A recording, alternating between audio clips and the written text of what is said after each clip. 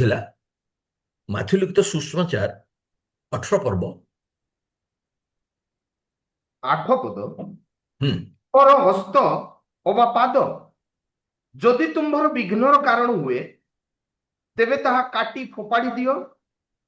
ଦୁଇ ହସ୍ତ ଓ ଦୁଇ ପାଦ ଘେନି ଅନନ୍ତ ଅଗ୍ନିରେ ନିକ୍ଷିପ୍ତ ହେବା ଅପେକ୍ଷା ବରଂ ପଙ୍ଗୁ ଅବା ଖଞ୍ଜ ହୋଇ ଜୀବନରେ ପ୍ରବେଶ କରିବା ତୁମ୍ଭ ପକ୍ଷରେ ଭଲ। ତାପରେ ଆଉ ତୁମ୍ଭର ଚକ୍ଷୁ ଯଦି ତୁମ୍ଭର ବିଘ୍ନର କାରଣ ହୁଏ, ତେବେ ତାହାକୁ ଉପାଡ଼ି ଫୋପାଡ଼ି ଦିଅ। ଦୁଇ ଚକ୍ଷୁ ଘେନି ଅଗ୍ନିମୟ ନର୍କରେ ନିକ୍ଷିପ୍ତ ହେବା ଅପେକ୍ଷା ବରଂ ଏକ ଚକ୍ଷୁ ଘେନି ଜୀବନରେ ପ୍ରବେଶ କରିବା ତୁମ୍ଭ ପକ୍ଷରେ ଭଲ। ଦେଖନ୍ତୁ ପ୍ରିୟ ପ୍ରଭୁଙ୍କର ପ୍ରତ୍ୟେକ ସନ୍ତାନ ମାନେ, ଆପଣ ମାନେ ଏଠି ଦିଟା ବିଷୟ ପ୍ରଭୁ ଯୀଶୁ କହିଲେ। ପ୍ରଥମ ଆମେ ହାତ ପାଦ ଦୁଇଟା ବିଷୟ 8 ପଦରେ ଆଉ 9 ପଦରେ ଚକ୍ଷୁ, ମାନେ ଏହା ଦ୍ୱାରା ଆମେ ଜାଣିପାରିବା ଆମର ଦେହରେ ଆଖି ବି ଅଛି, ହାତ ବି ଅଛି, ଆଉ ପାଦ ବି ଅଛି। ପ୍ରଭୁ କହୁଛନ୍ତି ଦୁଇଟା ଆଖି, ଦୁଇଟା ହାତ ଆଉ ଦୁଇଟା ଗୋଡ଼ ସହିତ ଅଗ୍ନିମୟ ହ୍ରଦକୁ ଯିବା ଅପେକ୍ଷା କହୁଛନ୍ତି ହାତ ଗୋଡ଼ ଆଖି ନ ଥାଇକିରି ଜୀବନରେ ପ୍ରବେଶ କରିବା ଭଲ। କୋଉଠି? ଜୀବନରେ ପ୍ରବେଶ କରିବା, ଜୀବନରେ ଏଣ୍ଟର କରବାଟା ଭଲ। এইটা প্রভুঙ্কর বাক্য। প্রভু কহিলে যদি আমার হাত গোড়কু ଆଉ ଆଖିକୁ ନେଇକରି ଆମେ ଅଗ୍ନିମୟ ହ୍ରଦରେ ପଡୁଛୁ, ଆଖିର କାରଣରୁ ହଉ କି ହାତର କାରଣରୁ ହଉ କି ଗୋଡର କାରଣରୁ ହଉ, ଗୋଡର ଭୁଲ ପାଇଁ ହଉ ହାତର ପାଇଁ ହଉ, ଆମେ ଅନେକ ସମୟରେ ଏଟା ଗୋଟେ ଗୋଟେ ଅଙ୍ଗ। ଆମେ କଣ ହଉଛୁ, ଏଇ ହାତ ଗୋଡ ଆଖି ଗୋଟେ ଶରୀର ଅଙ୍ଗ। ଆମେ ଅନେକ ସମୟରେ ହାତ ରୂପରେ ଆମର ରାଇଟ୍ ହ୍ୟାଣ୍ଡ ଆମର କିଏ ସ୍ତ୍ରୀକୁ ଭାବିଥାଏ, କିଏ ସ୍ୱାମୀକୁ ଭାବିଥାଏ, କିଏ ତାର ଫ୍ରେଣ୍ଡକୁ ଭାବିଥାଏ, ବନ୍ଧୁକୁ ଭାବିଥାଏ, କିଏ ମାମୁକୁ ଭାବିଥାଏ, କିଏ ସ୍ୱାମୀକୁ ଭାବିଥାଏ, କିଏ ସ୍ତ୍ରୀକୁ ଭାବିଥାଏ। ରାଇଟ୍ ହ୍ୟାଣ୍ଡ ଆମେ କହିଥାଉ ସେ ମୋର ରାଇଟ୍ ହ୍ୟାଣ୍ଡ, ମୁଁ ତାକୁ ଛାଡି ପାରିବି ନାହିଁ, ସେ ନରକ ଗଲେ ଯିବି କିନ୍ତୁ ମୁଁ ତା ସାଙ୍ଗରେ ରହିବି। ଦେଖନ୍ତୁ ଏଇଟା ଆପଣଙ୍କର ପସନ୍ଦ, ମୋର କିଛି ଆପଣଙ୍କୁ ବାଧ୍ୟବାଧକତା ନାହିଁ, ଆପଣଙ୍କର ପସନ୍ଦ। ଆପଣ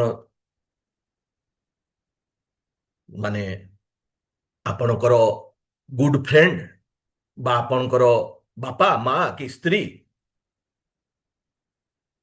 ଯଦି ଆପଣଙ୍କୁ ସେ ନରକ ନେବାର କାରଣ ହୁଏ, ତ ତାର ସହିତ ଅଗ୍ନିମୟ ହ୍ରଦରେ ପଡିବା ଅପେକ୍ଷା ବରଂ ତାର ବିନା ଲେଖା ହେଇଛି ତାକୁ କାଟିଦିଅ। ତାର ବିନା, ବିନା ବାପାରେ, ବିନା ମାରେ, ବିନା ସାଙ୍ଗରେ, ବିନା ସ୍ୱାମୀ ଆଉ ବିନା ସ୍ତ୍ରୀରେ, ବିନା ପୁଅ ଝିଅରେ ସ୍ୱର୍ଗ ଯିବା ଭଲ। ପୁଅ ଝିଅ ପାଇଁ ଅଗ୍ନିମୟ ହ୍ରଦ ବାଛିବି, ବରଂ ପୁଅ ଝିଅକୁ ଛାଡି ପାରିବା। ମୁଁ ପାରିବି ନାହିଁ, ପାରିବନି, ମୁଁ କଣ କରିବି ତୁମକୁ, ଖାଲି ମତେ ତମେ ବିରକ୍ତ ହବ, ମତେ ବିରକ୍ତ ହୁଅନ୍ତୁ ନାହିଁ। ମୁଁ ପ୍ରଭୁଙ୍କର ଜଣେ ଦାସ, ମୁଁ ପ୍ରଭୁଙ୍କର ପଠା ଯାଇଥିବା ଜଣେ ବ୍ୟକ୍ତି, ଆପଣ ମାନଙ୍କର ପାଇଁ ମୁଁ ସେବା କରୁଛି। ମୋର ଆପଣ ସାଙ୍ଗରେ ବ୍ୟକ୍ତିଗତ କୌଣସି ଶତ୍ରୁତା ନାହିଁ, ବ୍ୟକ୍ତିଗତ କିଛି ଶତ୍ରୁତା ନାହିଁ, କିନ୍ତୁ ପ୍ରଭୁଙ୍କର ଦାସ ଭାବରେ ମୁଁ କଥା କହୁଛି। ଆଉ ପ୍ରଭୁଙ୍କର ଦାସକୁ ପ୍ରଭୁଙ୍କର ବାକ୍ୟ କହିବାକୁ ପଡିବ। ଲୋକ ଗ୍ରହଣ କରିବେ ନ କରିବେ ସେଟା ତାଙ୍କ ଉପରେ ରହିଲା। ଆପଣ ସ୍ୱାଧୀନ ବ୍ୟକ୍ତି, ଆପଣ ଯଦି ଅଗ୍ନିମୟ ହ୍ରଦକୁ ଯିବାକୁ ଚାହିଁବେ ବାପା ମା ଆଉ ସମାଜ ସହିତ, ତ ଆପଣ ସମାଜ ସାଙ୍ଗରେ ଯାଆନ୍ତୁ। ଆଉ ଯଦି ଭାବୁଛନ୍ତି ଯେ ସମାଜ ସକାଶୁ ମୁଇଁ କାହିଁକି ନରକକୁ ଯିବି ସମାଜରେ ରହିକରି, ତାର ସମାଜକୁ ଛାଡନ୍ତୁ। ଲେଖା ହେଇଛି ହାତ ହଉ କି ପାଦ ହଉ କି ଆଖି ହଉ ତାକୁ ଉପାଡ଼ି ଫୋପାଡ଼ି ଦିଅ, କାଟି ଦିଅ, କିନ୍ତୁ ବିନା ଆଖିରେ, ବିନା ହାତ ଗୋଡରେ ସ୍ୱର୍ଗ ରାଜ୍ୟ ଯିବା ଭଲ। ମୁଁ ଯାହା ବୁଝିଲି ଆପଣଙ୍କୁ ବୁଝେଇଲି।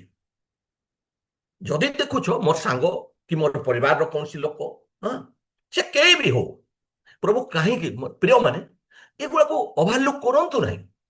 ଆପଣ ଭାବୁଛନ୍ତି ଯେ ଆମେ ତ ଖ୍ରୀଷ୍ଟିଆନ, ମୋର ବାପା ପ୍ରାଚୀନ, ମୋର ବାପା ପାଷ୍ଟର, ମୋର ବାପା ଭବିଷ୍ୟତ ବକ୍ତା, ଆଉ ଆମେ 35 ବର୍ଷର ବିଶ୍ୱାସୀ, କି 38 ବର୍ଷର ବିଶ୍ୱାସୀ, ଆଉ ଆମେ ତ ଗିର୍ଜା ଯାଉଛୁ, ଅଫରିଂ ତ ଦଉଛୁ, ଦାନ ତ ପକେଇ ଦଉଛୁ, ହଁ, ହଁ, ସ୍ୱର୍ଗ ରାଜ୍ୟ ଯିବୁ।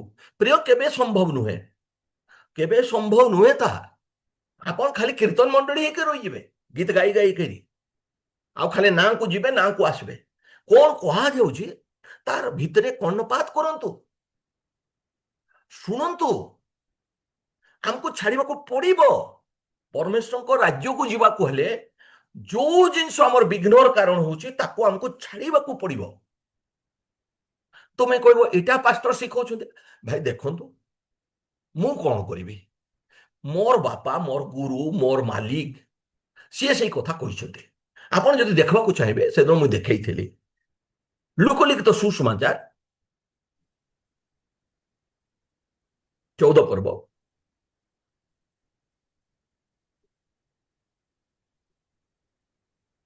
25 ପଦରୁ। ଲୁକ 14 ପର୍ବ 25 ପଦ। ହୁଁ, ବହୁ ସଂଖ୍ୟକ ଲୋକ ତାହାଙ୍କ ସହିତ ଯାତ୍ରା କରୁଥିଲେ। ଦେଖନ୍ତୁ, ପ୍ରଭୁ ଆସିଥିଲେ ସମସ୍ତେ ପରିତ୍ରାଣ ପାଆନ୍ତୁ। ଆଉ ଯେତେବେଳେ ପ୍ରଭୁଙ୍କ ପଛରେ ବହୁତ ଲୋକ ଚାଲବାକୁ ଲାଗିଲେ, ପ୍ରଭୁଙ୍କର ଇଚ୍ଛା ସମସ୍ତେ ଆସନ୍ତୁ, କିନ୍ତୁ ଆସୁଥିବା ଯୋଉ ଭିଡ ଥିଲା ପ୍ରଭୁଙ୍କର ପଛରେ, ତାଙ୍କୁ ଖେଦବାର ଇଚ୍ଛା ନଥିଲା। ପ୍ରଭୁ ସେମାନଙ୍କୁ କହିଲେ, ପଳାଉ କହିଲେ ନାହିଁ, ଆଉ ସେ ଆଉ ବୁଲି କହିଲେ ପଡି ନାହିଁ, କହିଲେ, ପଳାଉ କହିଲେ ନାହିଁ।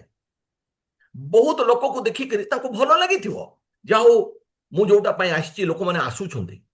କିନ୍ତୁ ତାଙ୍କର ପଛରେ ଯୋଉ ଭିଡ ଥିଲା, ସେମାନଙ୍କୁ ଦେଖିକରି ସିଏ ସେମାନଙ୍କୁ କହିଲେ, କଣ କହିଲେ ଭାଇ? କେହି ଯେବେ ମୋ ନିକଟକୁ ଆସି ହଁ, ଆପଣା ପିତା, ମାତା, ଭାର୍ଯ୍ୟା, ସନ୍ତାନ, ଭ୍ରାତା ଓ ଭଗ୍ନୀମାନଙ୍କୁ, ଏପରିକି ଆପଣା ପ୍ରାଣକୁ ସୁଦ୍ଧା ଅପ୍ରିୟ ଜ୍ଞାନ ନ କରେ, ତେବେ ସେ ମୋହର ଶିଷ୍ୟ ହୋଇପାରେ ନାହିଁ। ଦେଖନ୍ତୁ ପ୍ରଭୁ, ଆମେ ଆପଣଙ୍କୁ ପ୍ରେମ କରୁଛୁ, ଆମେ ଆପଣଙ୍କର ପଛରେ ଆସିଛୁ, ସେବା କରୁଛୁ, ଆପଣଙ୍କ ସାଙ୍ଗରେ ବୁଲୁଛୁ, ଉପାସନା କରୁଛୁ। ଆପଣ ଏମିତି କହିଲେ ହେବ କି? ହଁ, ଭାର୍ଯ୍ୟା ପରିତ୍ୟାଗ କରିବା ଭଲ କି? ସ୍ତ୍ରୀ ପରିତ୍ୟାଗ କରବାର ଭଲ କି? ତୁମେ କହିଛ 10 ଆଜ୍ଞାରେ ପିତା ମାତାକୁ ଆଦର କରବ, ପୁଣି ତୁମେ କହୁଛ ପିତା ମାତାକୁ ଯିଏ ଅପ୍ରିୟ ନ କଲେ ମୋର ଶିଷ୍ୟ ହେଇପାରିବ ନାହିଁ। ପ୍ରଭୁ, ଏମିତି ହେଲେ କିଏ ଆସିବ ଆପଣଙ୍କର ପାଖକୁ? ସାଧାରଣ କଥା, ସତ କଥା। ଏମିତି ହେଲେ କିଏ ପ୍ରଭୁ ଆପଣଙ୍କର ପକ୍ଷରେ ଚାଲିବ? କେହି ତ ଚାଲିବେ ନାହିଁ। ଆପଣ ଏମିତି କଥା କହୁଛନ୍ତି। ଭାଇ, ଆମେ ଆମର ପିଲା ଛୁଆ ସହିତ ରହିବୁ, ଆପଣଙ୍କର ମିଟିଂ ଗୁଡାରେ ଆମେ ଆସିବୁ, କିନ୍ତୁ ଆପଣ ଯୋଉଟା କହୁଛନ୍ତି କୁହନ୍ତୁ, ଆପଣଙ୍କର ମିଟିଂରେ ଆମେ ଆସୁଥିବୁ।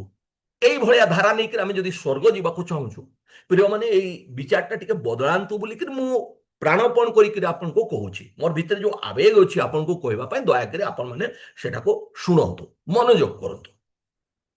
ମୁଁ ଯୋଉ ଆବେଗ ସହିତ ଆପଣଙ୍କୁ କହୁଛି, ଦୟାକରି ମୋର ଭିତରର ଆବେଗଟାକୁ ଆପଣ ବୁଝିବେ, ତାହେଲେ ମତେ ଖୁସି ଲାଗିବ, ମୁଁ ବହୁତ ଖୁସି ହେବି। ପ୍ରଭୁ ଉଦ୍ଧାର ଦେବା ପାଇଁ ଜଗତକୁ ଆସନ୍ତି, ମୁକ୍ତି ଦେବା ପାଇଁ ଆସନ୍ତି। ଆଉ ଯେତେବେଳେ ବହୁ ସଂଖ୍ୟକ ଲୋକ ତାଙ୍କର ପଛରେ ଚାଲନ୍ତି, ସେ ବୁଲି ପଡିକି ସେମାନଙ୍କୁ କହନ୍ତି, ଦେଖ ମା, ଭାଇ, ଭଉଣୀ ମାନେ, ତୁମେ ଆସୁଛ, କିନ୍ତୁ ଦରକାର ପଡ଼ିଲେ ତୁମର ବାପା, ଦେଖନ୍ତୁ, ତୁମର ମା, ଯାହାକୁ ଆଦର କରିବା ପାଇଁ ଆଜ୍ଞା ଦିଆଯାଇଛି, ନୂତନ ନିୟମରେ ବି ପୁରାତନ ନିୟମରେ ବି, ବୁଝିପାରିଲେ, ଆଜ୍ଞା ଦିଆଯାଇଛି। ତୁମର ବାପା ମା ହେଲା, ସ୍ତ୍ରୀ, ଯୋଉଟା ସହଜରେ, ହଁ, ସ୍ତ୍ରୀ ପାଇଁ ଲୋକମାନେ ଗୋଟେ ଝିଅକୁ ପାଇବା ପାଇଁ ବିଶ୍ୱାସ ପରିତ୍ୟାଗ କରିକି ପଳଉଛନ୍ତି, ବାପା ମାକୁ ଛାଡିକରି ପଳଉଛନ୍ତି। ଗୋଟେ ଝିଅର ସୁଖ ମୁଁ ଜାଣିଛି, ଗୋଟେ ଯୁବ ପୁଅକୁ ଗୋଟେ ଝିଅର ଆବଶ୍ୟକ। ପ୍ରଭୁ ବି କହିଲେ, ତାଙ୍କର ପୁଅ ଆଦମକୁ ଯେତେବେଳେ ଯୁବା ଦେଖିଲେ, ସେ କହିଲେ ଏକାକି ଆମେ ଯୋଉ ମେସେଜରୁ ଟିକେ ଦେଖିବା, 600925,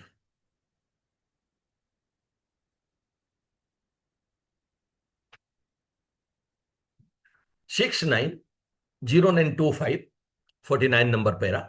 ଦେଖନ୍ତୁ ପ୍ରିୟମାନେ, ଆମେ ଏଠି ଶୁଣିଲୁ ଯେ ଏକ ତ ହାତ ଗୋଡ ଆଙ୍ଖି ନେଇକି ଅଗ୍ନିମୟ ହ୍ରଦକୁ ଯିବା, ବା ବିନା ଆଙ୍ଖି ହାତ ଗୋଡରେ जीवन रे प्रवेश करवा माने प्रवेश करवा माने आमे एबे जीवन रु भी बाहरे अछु अग्निमय ह्रद रु भी आमे बाहरे अछु किंतु प्रवेश करवा को हबो सेथि पई हमर जीवन काल सरले आमे अग्निमय ह्रद कि जीवन सेटा डिसाइड हे जिवो एबे हमर जीवन काल रे डिसाइड हे जिवो तेणु करी किछि विषय हमर हाथ रे दैछंती तेणु करी प्रिय माने आमे अग्निमय हृदय को जीवा पाई केही भी उद्यम न करू बरं जीवन रे जीवा पाई प्रवेश करबा को हबो आ प्रभु कहले से दिन मु रविवार दिन मेसेज आपण माने मने करंतु से लोक पचाइला कहले तुमे जीवन रे प्रवेश करबा पाई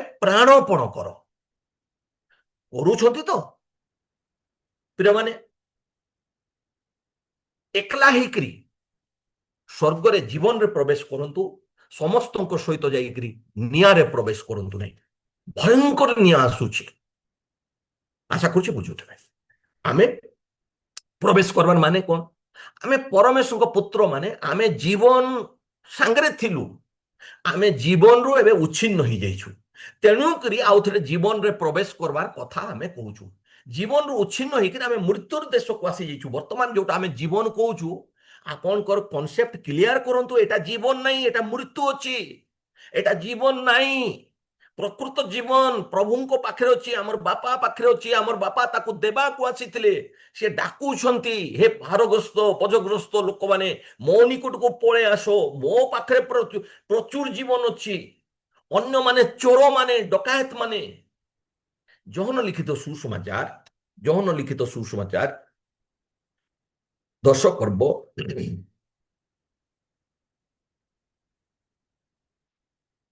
10 पर्व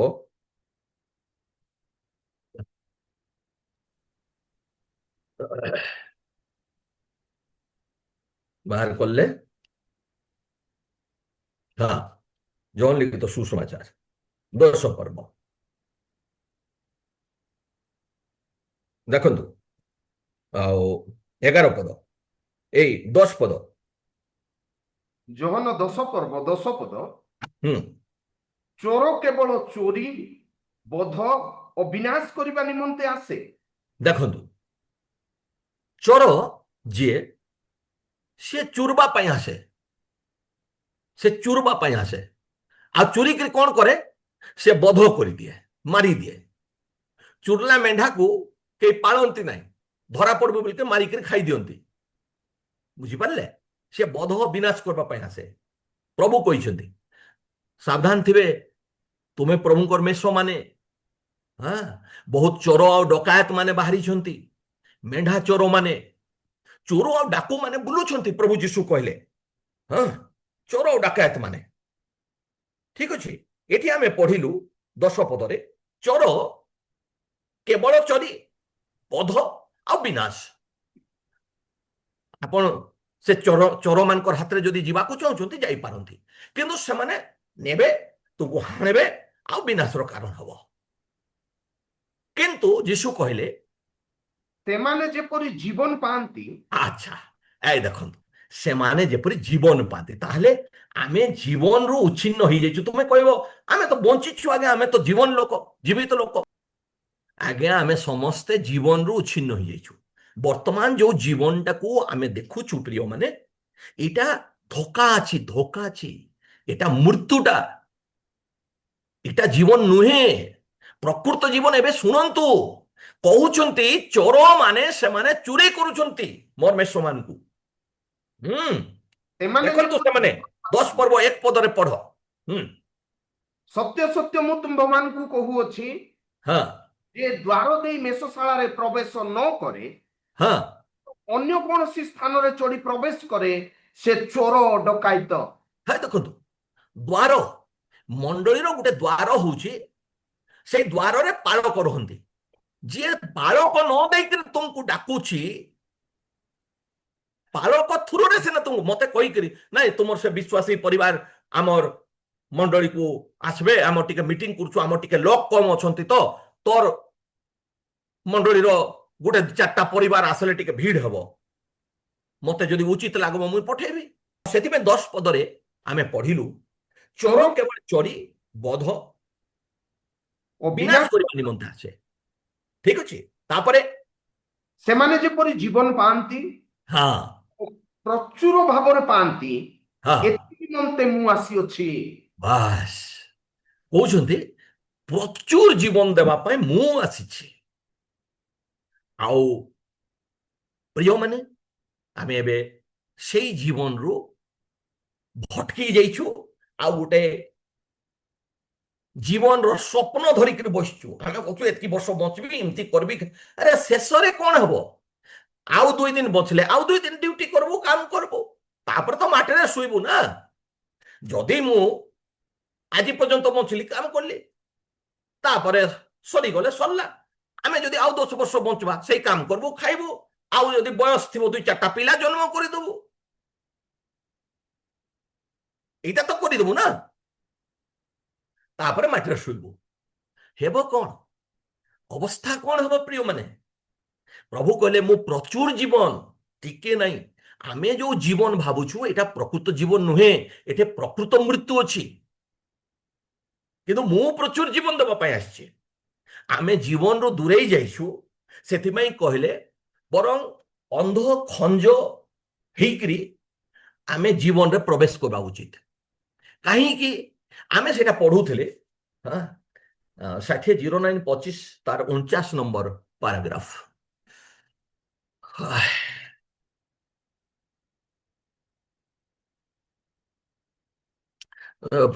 ପ୍ରିୟ ଭାଇ ଭଉଣୀ ମାନେ, ମୋର ପାଖରେ ତ ମେସେଜ ରହିଛି, କିନ୍ତୁ ସବୁ କଥା ପଢି ପାରୁନାହିଁ, କିନ୍ତୁ ବହୁତ କିଛି ମେସେଜରୁ ହିଁ ମୁଁ କହୁଛି। ଗୋଟେ ଖାଲି ପଢେଇ ଦଉଛି ଟିକେ। इसलिए जब मनुष्य ने अनुभव किया कि वो अपने परमेश्वर से अलग हो गया है, तो वो भटकने वाला हो गया। बुझिपारे? ଯେତେବେଳେ ମନୁଷ୍ୟ ଜାଣିପାରିଲା ଯେ ମୋର ସୃଷ୍ଟିକର୍ତ୍ତା, ମୋର ପିତାଙ୍କ ଠାରୁ ମୁଁ ଅଲଗା ହେଇଯାଇଛି, ସେତେବେଳେ ସେ ଭଟକିବାକୁ ଆରମ୍ଭ କଲା। କାହିଁକି ଭଟକିଲା? ବାପା ସାଙ୍ଗରେ ରହିଲେ ଭଟକିବାକୁ ପଡେ ନାହିଁ। ଦେଖନ୍ତୁ, ଏଠୁ ଯୋଉମାନେ ବାହାରି ଯିବ, ତୁମେ ଏବେ ଭଟକିବ। ଏଠେ କୋଉଠି ମିଟିଂ ଯିବି, କୋଉଠି ପ୍ରାର୍ଥନା କରିବି, କୋଉଠି କଣ କରିବି, ହଁ ମୋର ଚୁରବାରେ କିଏ ସାଥ ଦବ, ତାର କୁକୁଡ଼ା ଚୁରବା ପାଇଁ ମୋର କିଏ ପ୍ରାର୍ଥନା କରିଦବ। ଆମର ପାଷ୍ଟର ତ କରୁନାହିଁ, ସେ ପ୍ରାର୍ଥନା କରିଦବ।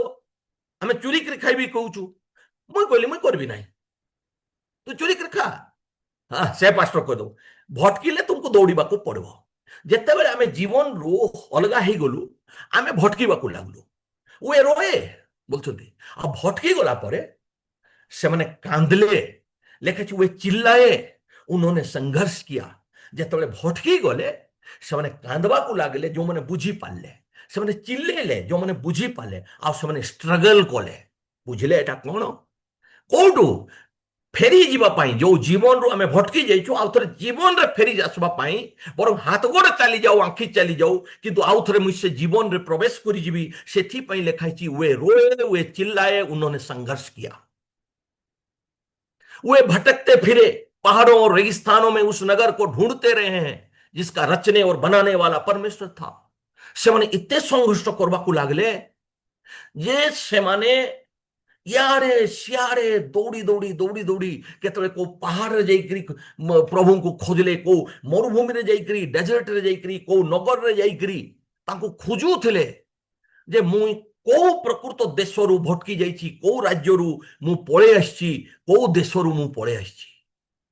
से माने भटकी करी खोजबाकू लागले प्रिय माने, भटकी गले आ खोजबाकू लागले जे मु कोठी पळे आछि, आ मु जीवी। सेथिपई आमे फेरी आसु, संघर्ष करबाकू पड़बो, कांदबाकू पड़बो, चिल्लेबाकू पड़बो प्रिय माने। कौन आमे चिल्लौछु फेरी जीवा पई हमर बापा पाकू? अनंत जीवन रो संपूर्ण अनंत जीवन जा पाखरे अछि नाई, शैतान जो लॉलीपॉप नाम रे हमको गुटे जीवन देछि, चुसी बोलुछु। हां अबे मोर 40 वर्ष हो गला, अबे मुई बाहाबी, अमुक जो को आनबी, हां अंडोरी थाउ कि न थाउ, से बेसी भलटा तुमर इच्छा भाई। तुमे कार झील को आनबो, कार पुओ को आनबो, सेटा तुमर विश्वास, तुमर विश्वास तुमे करो।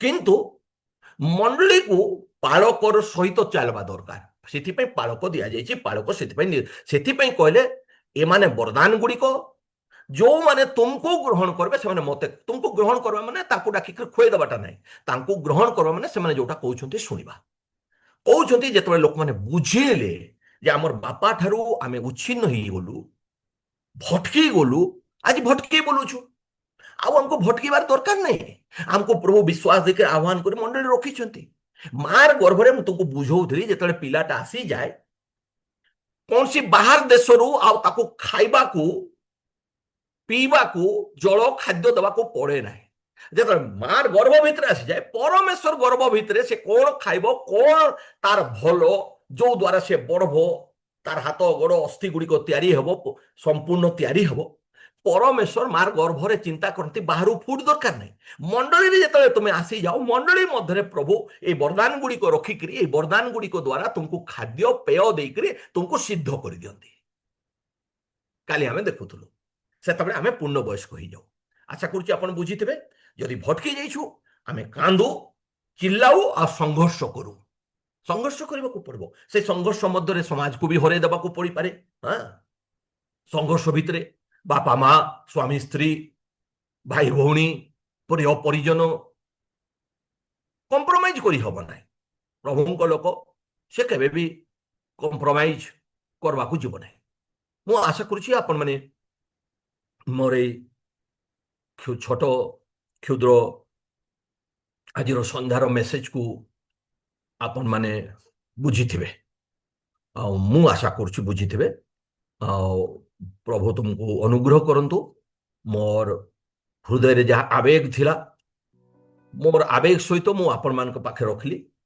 दयाकरी आपण माने किछि मो प्रति आपण विचार खराब करंतु नहीं मु आपण मानकर कौन शत्रु नुहे मु आपणकर जड़े सहायक बंधु पालक भाव मोर साहाय्य करवार जो कर्तव्य अच्छी मु करुच्ची आओ जहाँ कर्तव्य ताही करुच्ची तार उपरे किछि करू नाही आ तार उणा भी मुझे किछि करि पारबी नाही प्रभु समस्त सवर्ती हंतु जदि आमे जीवन रु भटकी जाइछु एबे बुझुछु एटा जीवन नाही हमको जीवन को फेरी जावाको पड़िबो तेणुकरी आमे वर्तमान कौन करवा संघर्ष करी चिल्लेकरी क्रंदन करी आमे जीवन रे प्रवेश करू भरं खंज होइकरी अंध होइकरी बाधा नहीं जीवन रे प्रवेश करू गॉड ब्लेस यू।